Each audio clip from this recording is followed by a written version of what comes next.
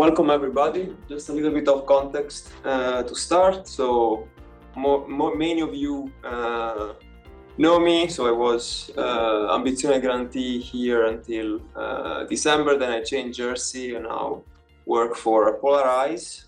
So we are a small company that commercializes the spinal liner. That is a machine that generally creates hyperpolarized metabolic contrast agents. So we're a small team, but we're very active.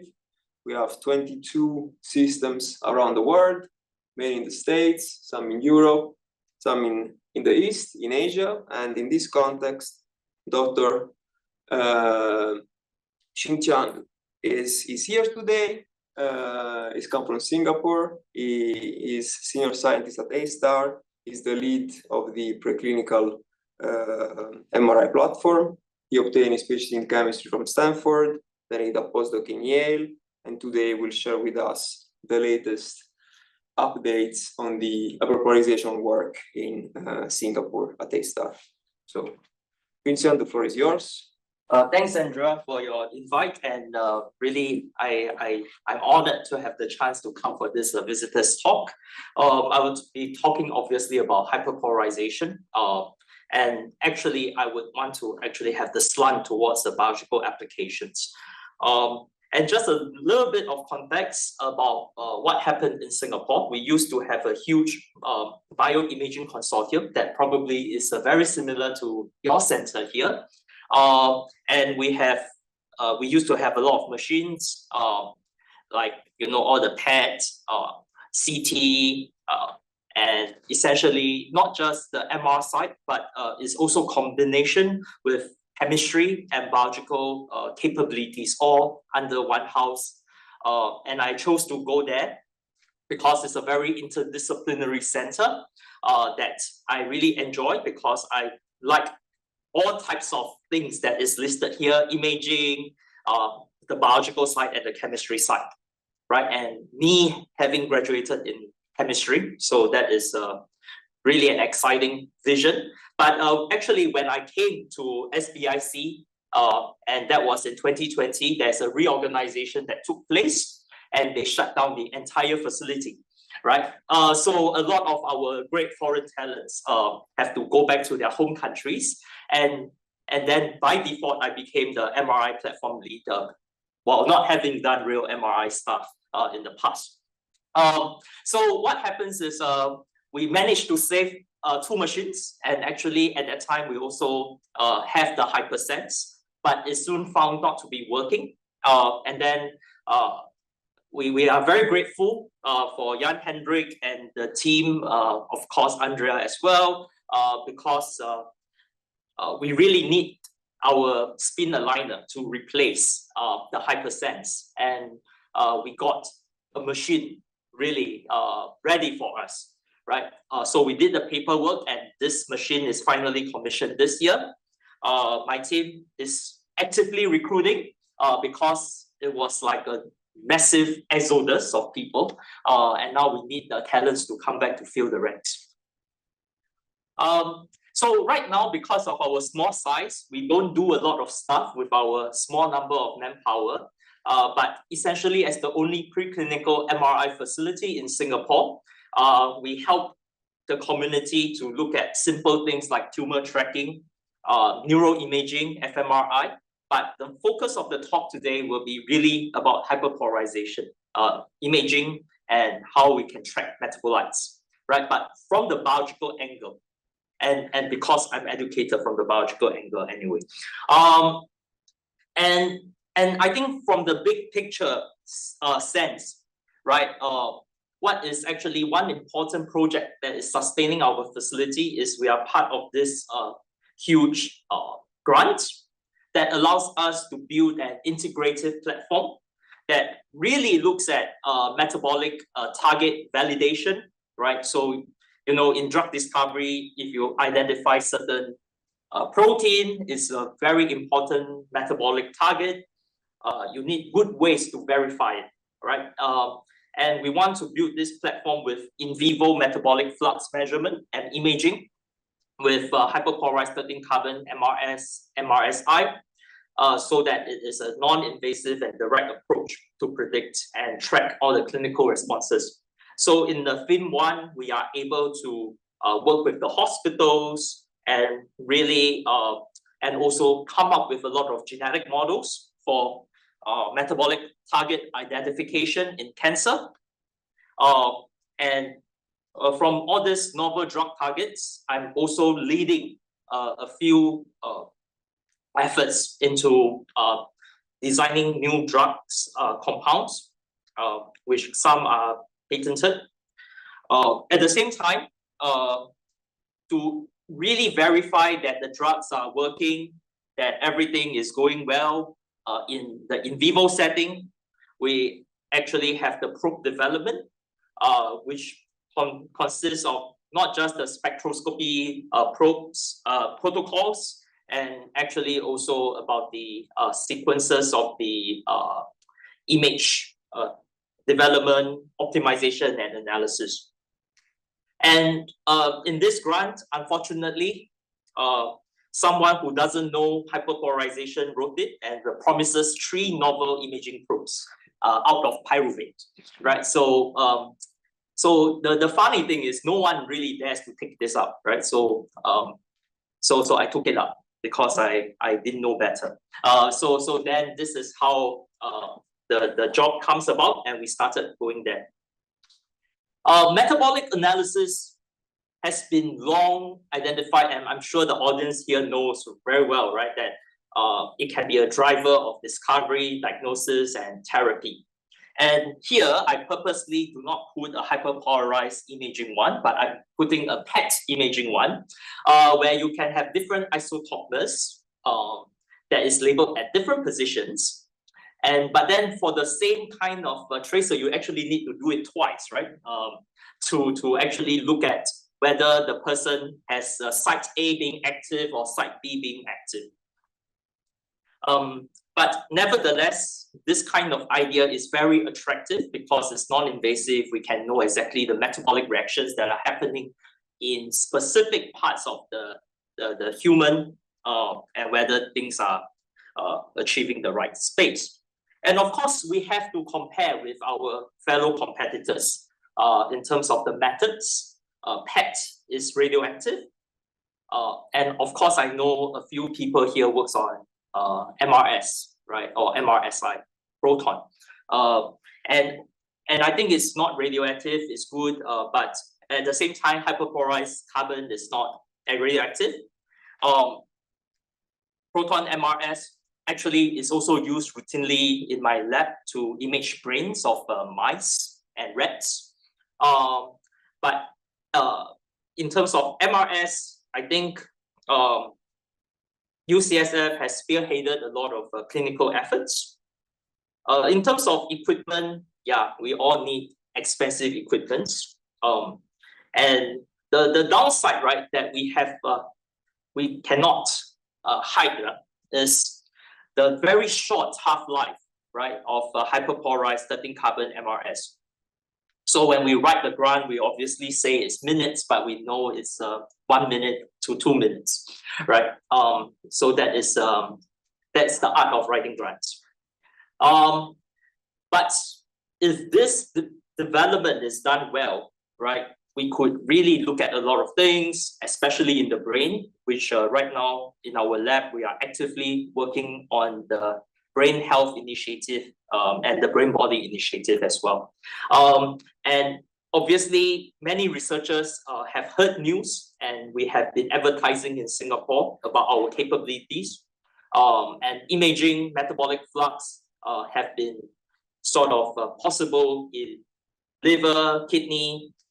Fat is not, I mean, the muscle and fat is still debatable, right? But that is getting developed. At the same time, we can look at tumor metabolic flux, and that actually comprises of a lot of our studies that we're doing. And especially for us coming up with new drugs, that will be really the ideal situation.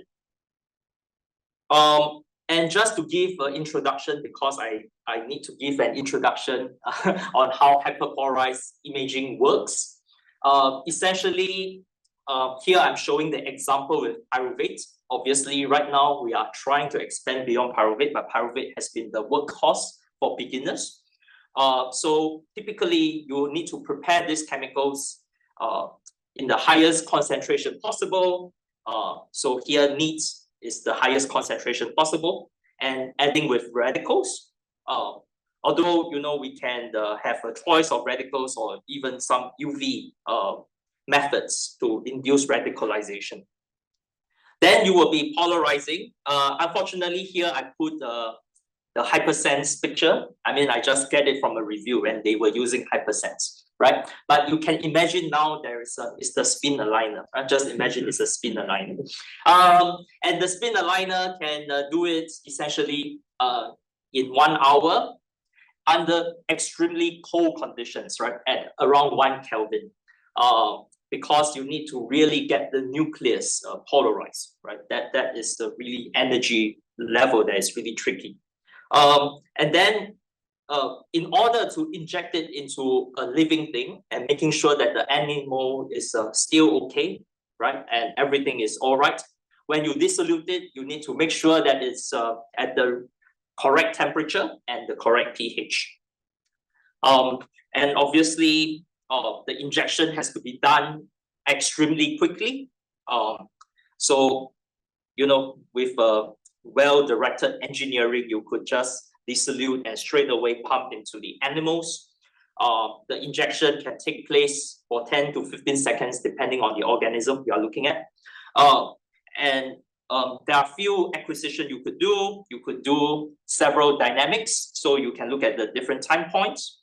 Or you would want to have spatial information, so you can do it 2D or even 3D.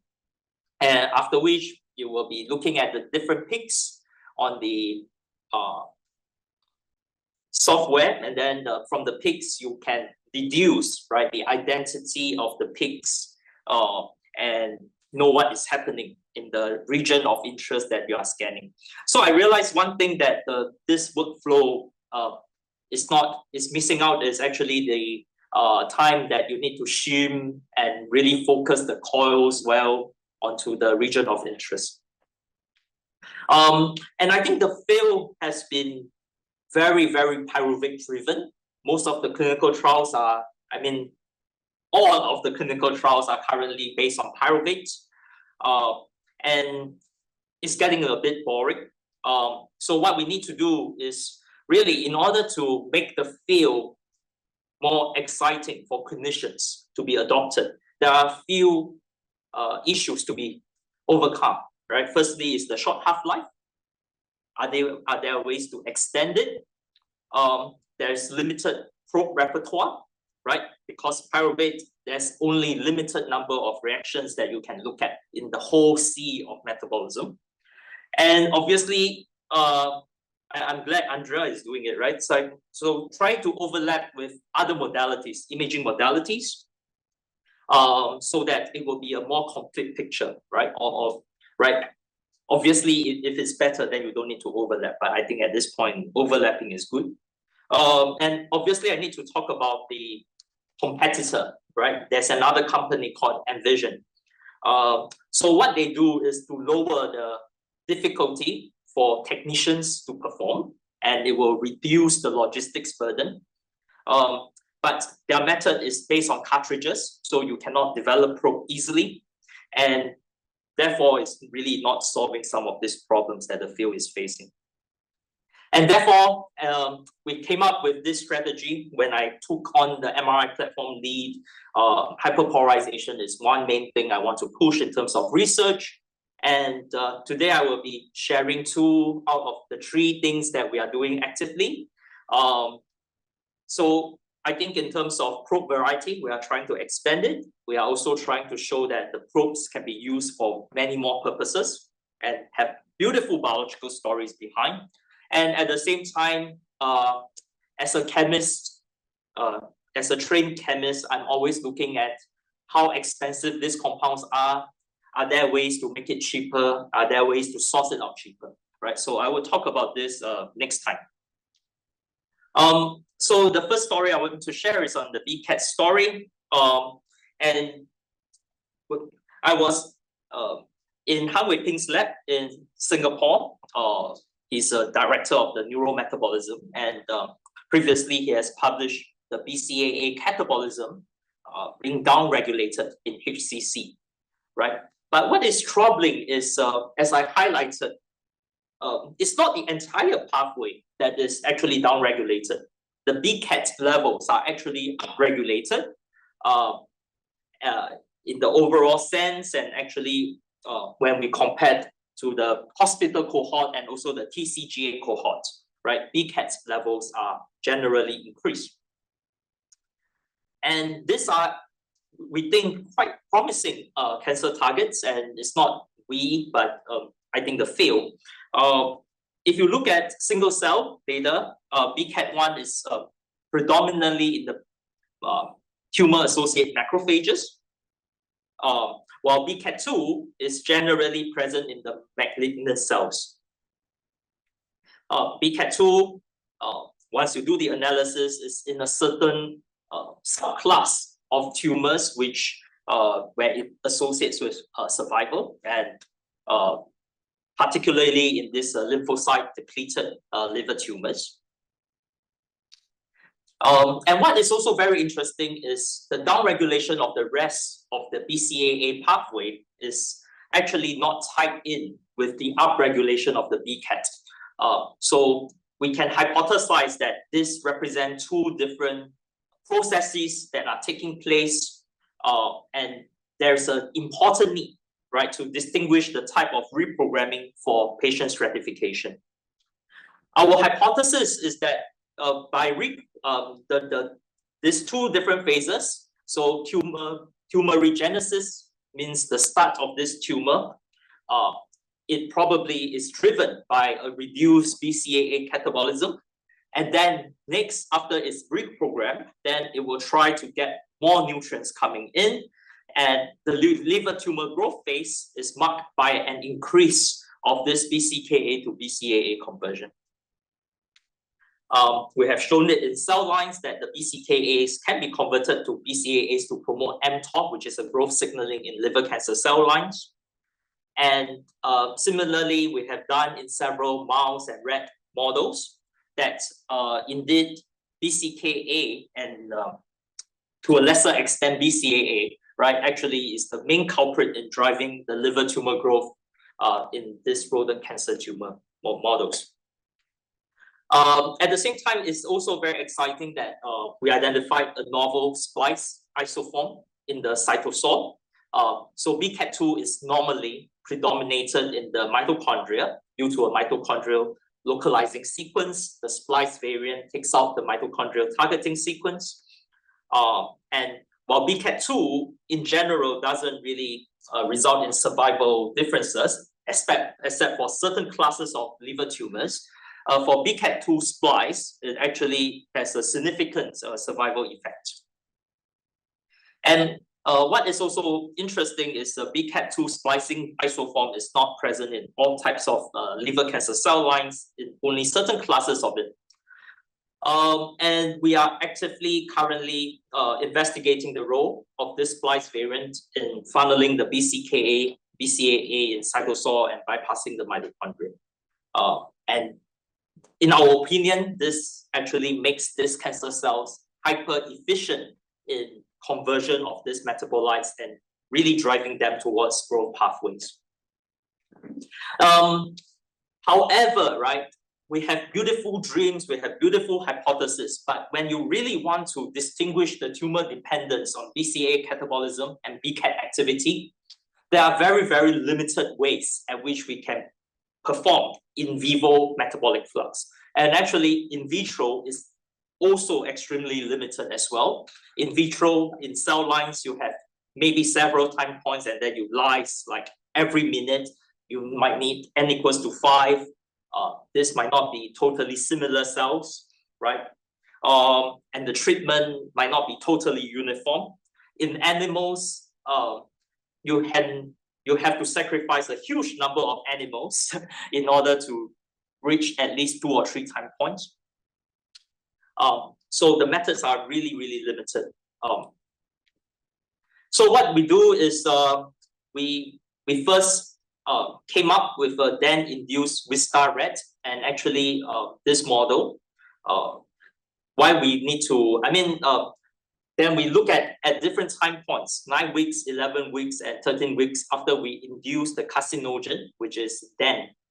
And then we observe for the perfect time points at which we can start to image the tumors and looking at the metabolic activity. Right. So the reason why we use rats is because rats are a lot easier to image, and given that our lack of expertise and experience, we feel that it will be an easier experiment to do. And we reference many other papers that have previously looked at BCAT activity over hyperpolarizer, and we quickly identified that Prof. Matilda is one of the key experts in this field, having imaged BCAA metabolism in tumors and studied really closely, right? And saw that it's actually possible to look at the kick to leucine conversion as previously done by Matilda. And at the same time, other labs have shown that it's possible to do it in liver. So that's great. So there's high chance of this working. And when you review the papers and look at the papers, there's a lot of promise actually back in 10 years ago, right? But this hasn't ventured beyond this application, and it's a pity, right? Because in 2024, we can make the same comment as well. Yeah, so previously in Singapore, we have a previous PI has done this experiment before, and they were actually able to look at bicarbonate peak as well, which is looking at BCAA catabolism, right? So we asked Matilda, is it possible for you to see the catabolism? Unfortunately, no, but it's okay because our focus is really on the BCAT. So a few dynamic curves were run by them. What we found is that indeed 13 carbon hyperpolarized MRS can detect higher levels of KIC uptake into the tumors. As you could see, both KIC and leucine are higher. That means the conversion is coming in. It's really taken up. And in order to look at the rate of the BCAT activity, we study the peak of the time that KIC reaches the peak. Oh, this is faster uptake, sorry. But in terms of the dynamic peak, we actually look at how fast the leucine peaks actually grow up, right? And actually the center of mass. So what we found is faster KIC uptake, and also a greater KIC to leucine conversion in the tumors, representing the increased levels of BCAT actually helps to drive this. And then we wanted to make sure that we can do the studies in Singapore as well. So following the successful commissioning, we are able to observe the KIC peak, the leucine peak, and also the bicarbonate peak in the Singapore site. However, we are unable to really look at the same trend. So that's why the paper is sort of stuck. We are still thinking how to develop the story. So we are analyzing individual samples a lot better. Yeah, so I think we can look at a lot more funny things and new things happening. And this is really exciting for us to look at the metabolism in liver cancer. So we also went back into the drawing board and look at how can we optimize this KIC better so we can observe more things, we can look at more reactions. So we are able to achieve around 65% polarization. And with D2O dissolution, we are able to achieve a longer T1 inside the mouse and rats. Yeah, so we have since also been able to do it on mice, liver as well. Yeah, so this is very pleasing, and obviously with the animal protocols soon to be approved, we will be doing another round of this experiments in mouse and xenograft models to see whether we could see the same trends. So talking about more test case users, KIC is quite a beautiful story because we are able to get it pretty much on par with pyruvate in terms of the T1 and also in terms of the polarization levels. But more has to be done. More probes has to be available, and I'm just going to share a story regarding glycine probes. Glycine is a very important metabolite in metabolism. I mean, in the body, right? Its levels is implicated in a lot of things, in making bases, right? In glycine cleavage systems to provide the carbon, and actually it's also very important for, let's say, glutathione, right? That helps to regulate the redox status of the cells. I want to talk about a particular example at which glycine is key, right? So there's this science paper from 13 years ago that talks about, that looks at 600 cancer cell lines, and they actually profile, right, the dependence on metabolites for the growth of these cancer cells. And glycine turns out to be the top candidate, right, where its levels directly determine the cancer cell growth rate. I mean, correlates with the cancer cell growth rate. And in terms of the enzymes that correlate, some of the top pathways, some of the top enzymes actually include the enzymes that are directly working with glycine. So in order to really know what is glycine doing in the cancer cells, and actually using glycine as a metabolic sort of approach to look at whether this cancer cell might grow very fast, and therefore there's a more urgent need to excise it, or if it's actually not taken up and it's not being processed so fast, then it might be actually a benign tumor. We really need to actually track both carbon 1 and carbon 2 of glycine.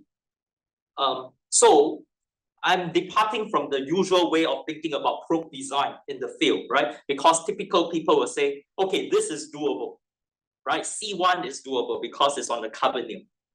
Then we just do the C1, publish a small paper. But here we are trying to serve the biological community, right? Both C1 and C2 needs to be seen, right? Can we do it? And we look at the literature. Previous methods in tagging glycine is obviously limited to C1 positions.